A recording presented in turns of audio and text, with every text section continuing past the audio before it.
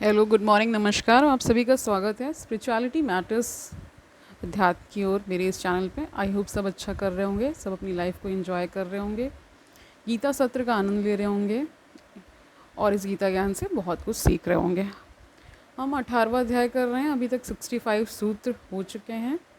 आपकी जानकारी के लिए बता दूं कि अष्टावक्र गीता का सत्र चल रहा है, श्रीमद् भगवद गीता का सत्र नहीं चल रहा है। तो कई लोगों को कन्फ्यूजन हो रहा था, तो ये बार बार बताना आवश्यक लग रहा था मुझे, तो मैं आजकल बता देती हूँ। तो आज हम 5 सूत्र लेने वाले हैं, 70 तक कर लेंगे आज, ठीक है। ओके, शुरू करते हैं आज का सेशन। Let's get started. 66 सूत्र। क्वः संसारः, क्वः च आभासः, क्वः साध्यं, क्वः च साधनम् आकाशस्य एव धीरस्य निर्विकल्पस्य सर्वदा।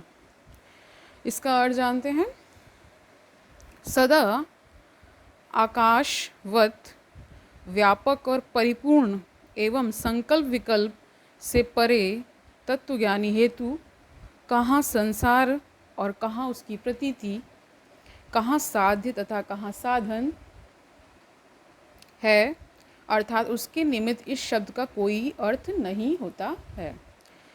व्याख्या जान लेते हैं। इस सूत्र में महर्षि ने धीर पुरुष अर्थात तत्वज्ञानी को आकाश के समान संकल्प विकल्प से परे कहा है। वह आकाश के समान इसलिए है क्योंकि उसी में सब कुछ समाया हुआ है, ठीक है। सभी तत्वों का मूल आधार आकाश है। आकाश के बिना इन तत्वों का अस्तित्व संभव ही नहीं है। आकाश को स्पेस भी कहा जाता है और ऐसा कहा जाता है, अगर आपने साइंस को पढ़ा होगा, तो बिना स्पेस के कोई भी वस्तु, कोई भी चीज़, कोई भी पदार्थ एग्जिस्ट ही नहीं कर सकता है, ठीक है। तो स्पेस होना बहुत ज़रूरी है। जैसे हमारे और आपके बीच में एक स्पेस है, ठीक है, तभी हम वार्तालाप कर पाते हैं, अदरवाइज़ हम देख ही नहीं पाएंगे एक दूसरे को। स्पेस ज़रूरी है ना। इतनी साइंस तो सबको पता है। ओके, आगे जानते हैं।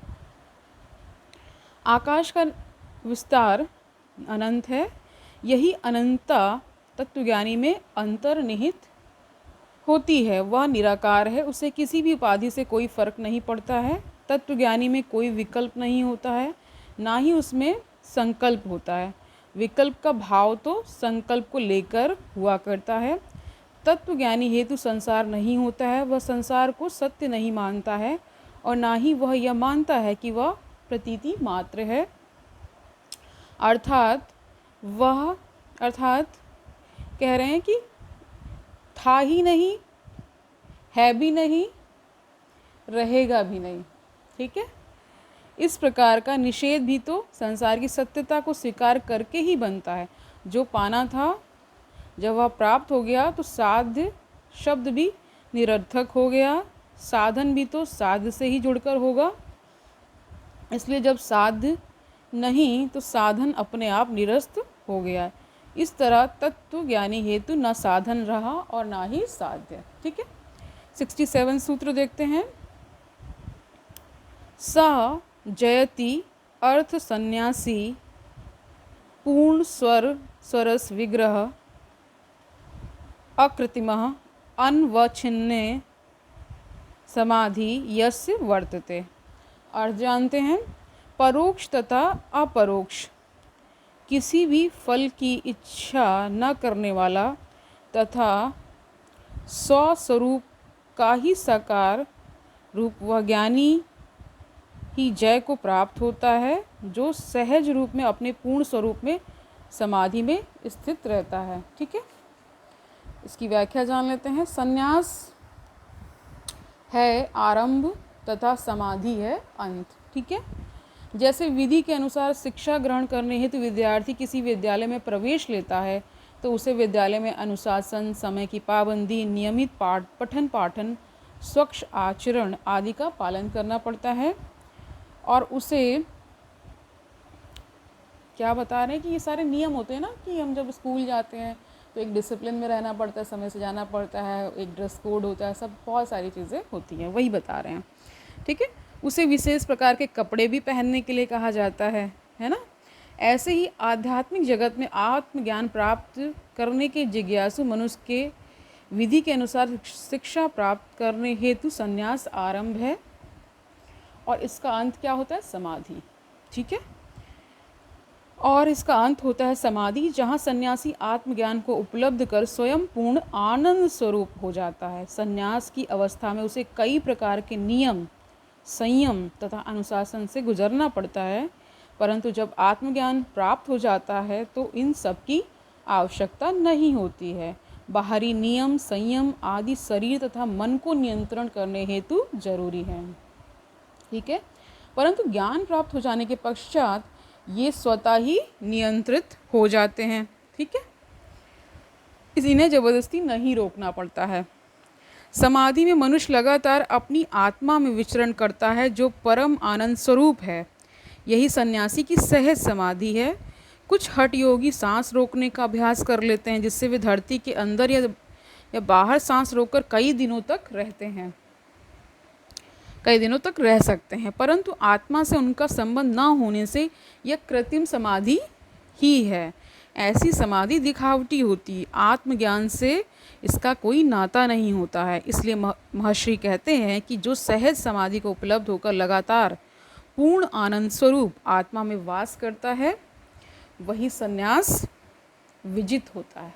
ठीक है, वही उसकी अंतिम उपलब्धि होती है। प्रयास करने से लगाई गई समाधि बनावटी होती है, ज्ञानी को सहज समाधि उपलब्ध होती है।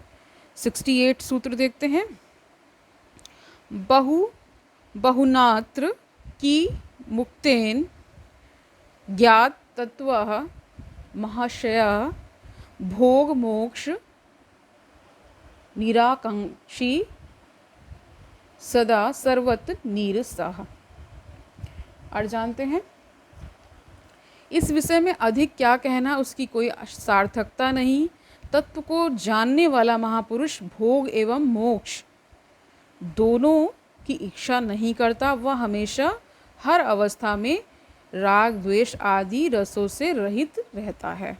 व्याख्या जान लेते हैं। इसी क्रम में आगे महर्षि कहते हैं कि जो मनुष्य इस तत्व ज्ञान को प्राप्त हो गया, समझना चाहिए कि उसे सब कुछ प्राप्त हो गया है। ठीक है, उसे सब कुछ प्राप्त हो गया है जिसे प्राप्त करना था। इसलिए वह भोग तथा मोक्ष दोनों के प्रति आकांक्षा रहित हो जाता है तथा सदा और सर्वत्र राग रहित हो जाता है। इस अवस्था के पश्चात उसकी आकांक्षाएं, वासनाएं, राग, विराग इत्यादि समस्त प्रकार की चित्त की वृत्तियां पूर्ण रूप से शांत होकर एक ही आत्म तत्व में लय हो जाती हैं। जिस आत्म तत्व से शुरुआत हुई थी वही इनका फिर अंत हो जाता है। ठीक है, जीवन चक्र का यही आरंभ और यही अंत है, यही पूर्ण अवस्था है। जैसे इस मानसिक जगत का प्रारंभ तथा अंत इसी ब्रह्म तत्व से है, दोनों ही तरह की क्रियाओं का यही मूलाधार है। अहंकारवश जिन भिन्नताओं की प्रतीति हो रही थी, उसका अंत होकर सर्वत्र एक तत्व का अनुभव होना ही परम उपलब्धि है। यही अद्वैत की स्थिति है। 69 सूत्र देखते हैं। महदादि जगत द्वैतम नाम मात्र विजृंभितम विहाय शुद्ध बोधस्य किम कृत्यम अवशिष्यते। इसका अर्थ जान लेते हैं। महत्व आदि के द्वारा सृष्टि रूप के रूप जिस द्वैत रूप जगत की चर्चा शास्त्रों में की गई है, वह नाम मात्र रूप में ही अस्तित्व में है। अगर उसमें से शुद्ध ज्ञान स्वरूप परम चेतना रूप को निकाल लिया जाए तो फिर कौन सा कार्य शेष रह जाता है? कुछ भी करना शेष नहीं रहता है। कारण प्रश्न चिन्ह है। ठीक है, तब संसार के नाम रूप का अस्तित्व ही नहीं रह जाता है। इसकी व्याख्या जानते हैं। इस संपूर्ण संसार में जो विविधता दिखलाई पड़ती है वे सब रंग रूप गुण आदि के कारण हैं, जो भ्रमवश भिन्न प्रतीत होती है। यह विविधता मात्र अज्ञानता का परिणाम है जो द्वैत का आधार है। एक ही चैतन्य ब्रह्म अलग अलग क्रिया रूपों में प्रकट होता है, जिसे महत, अहंकार, पंच तन मात्रा, 5 महाभूत आदि कहते हैं। ये नाम मात्र को ही भिन्न है, वरना ये ब्रह्म के ही रूप है।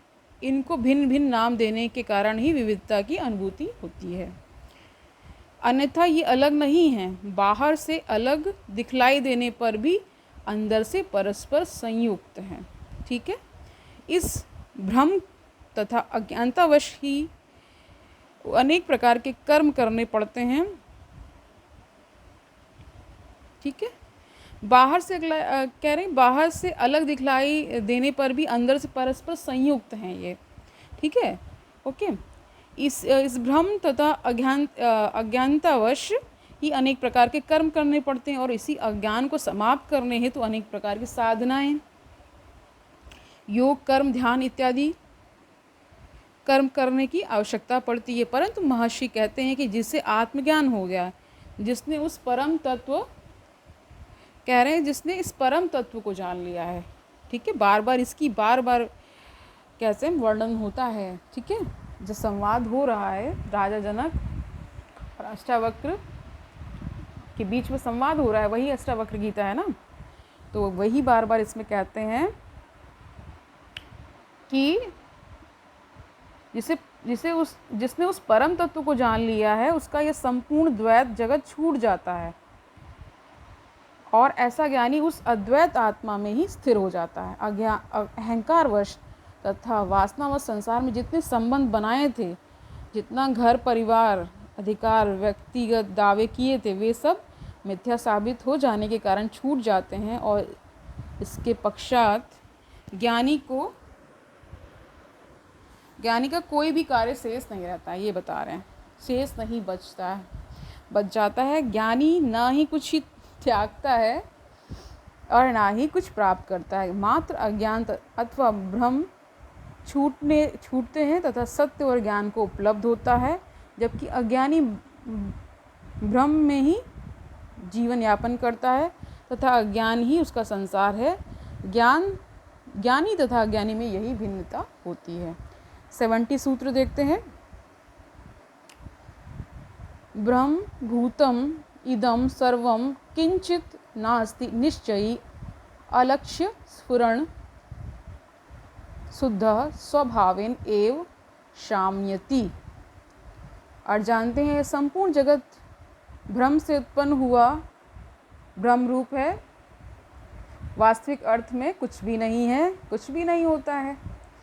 ऐसा निश्चय करने वाला अपने लक्ष्य की प्राप्ति के पश्चात चैतन्य सत्ता का अनुभव करने वाला शुद्ध स्वरूप सहज रूप से ही शांति को प्राप्त होता है। इसकी व्याख्या जान लेते हैं। आत्मज्ञान प्राप्ति के पश्चात मनुष्य सहज रूप से ही शांत हो जाता है। उसे शांति प्राप्त करने हेतु कोई प्रयत्न करने की आवश्यकता नहीं होती है।